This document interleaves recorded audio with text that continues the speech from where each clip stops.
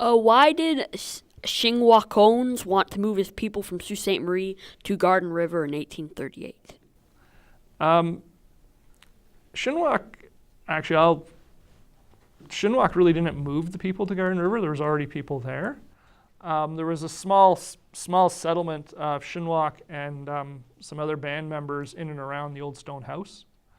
That was where the center of the Anglican mission was. It was also, prior to that, as you know, Ermitinger's fur trading residence.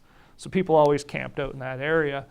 But not Ermitinger, William McMurray, the second Anglican missionary up here, married into the community, married Charlotte Johnston from the other side of the river. And she and her family are tied in through trade and family connections to people in the area. So Shinwauc and some people stayed around there, plus it was their mission site. What happens is, by 1838, is McMurray is gone.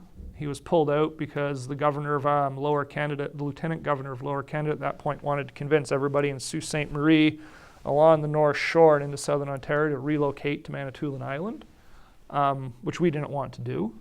Actually, a lot of people didn't want to do that. So there's that. So the people were gone. Shinwauc and his people were being pressured to move to Manitoulin Island. There was increasing amount of disease in Sault Ste. Marie. But in the late 1830s, so 36, 37, 38, you're getting cholera coming in, which is a new disease. Yeah, it's quite a nasty thing when it's first new. So people were trying to get away from the whites, and Sault Ste. Marie being a major shipping point for ships coming and going and people coming and going, tourists, the American military personnel on the other side of the river, and then people heading through Lake Superior to do whatever they wanted to do. It was a good idea to get out of Sault Ste. Marie.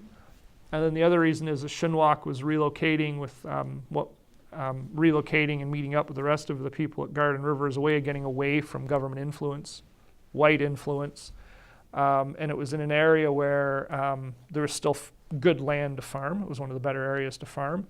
And it was also it was a traditional area where people had camped and been for many years too, besides Sault Ste. Marie. So we just kind of got out of the area because of problems here and moved down. Plus, apparently, William McMurray complained to this in, I think, 1835 or 36, that there was, for every house in Sault Ste. Marie, for every other house in Sault Ste. Marie was a grog shop.